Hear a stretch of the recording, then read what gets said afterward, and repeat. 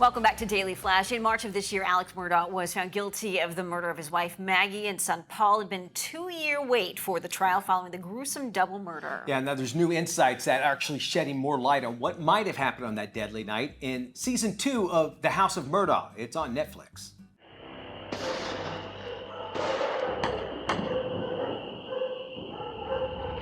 Alex called me. She said, "Can you run over this way a minute?" I said, "Man, what for?" He said, "Things just got all f***ed up." Just like that.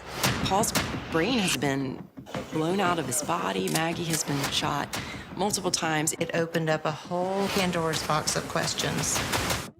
So here to tell us more of exactly what went down is Steve Helling. He is the senior crime writer at The Messenger. Steve, welcome back to the big show. Good to be here. We love having you here, and we should remind everybody, Steve was actually in the courtroom for this entire case, right? I was, and you know, I would say that throughout my career, I don't know if I've ever seen this much really high-level lawyering being done. Really? It really is. And you know, now we're in this new, appeals phase, and we'll see what happens next. What is your take on some of the new developments that were revealed in this Netflix season 2, like the Cousin Eddie theory? Well, there was always the Cousin Eddie theory. Everybody in this world has a Cousin Eddie. That's what I think is funnier. Is he really is. His name's Ed. Exactly. And he was a Cousin Eddie. And, and he was one that I was really surprised that during the trial they didn't really try and pin everything on him because he's got such a past, and they didn't do that.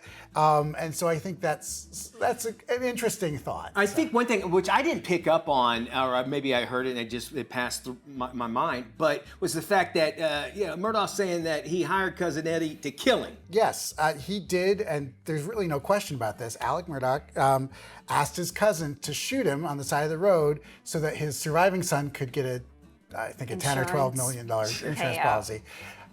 Eddie, of course, just like a Cousin Eddie would do, missed. Couldn't even do that. I mean, it's not funny, but it is. No, it is. Right? No, it is. Yes. And he did it wrong, and then it became another thing. Yeah. So. What about the housekeeper Blanca? Her account about finding dishes in the fridge and pajamas neatly laid out on the floor? I mean, they had a lot of help, and I felt like the help that we heard from was probably the most believable testimony I heard. I don't know what it means. The pajamas laid out. Yeah. I don't know what that means, and I don't think that the jury really did either. They just kind of felt like he was guilty. Right. Yeah. It was just maybe another cog in the machine of what causing his guilt here. A lot of emotion came out when I saw this documentary, and I imagine it did on the stand as well, because the caregiver for Alex's mom was up there, really got emotional up on the stand. She did. And the thing about it was that she didn't want to be there, obviously, right. And so she's telling this horrible story about really a traumatic night.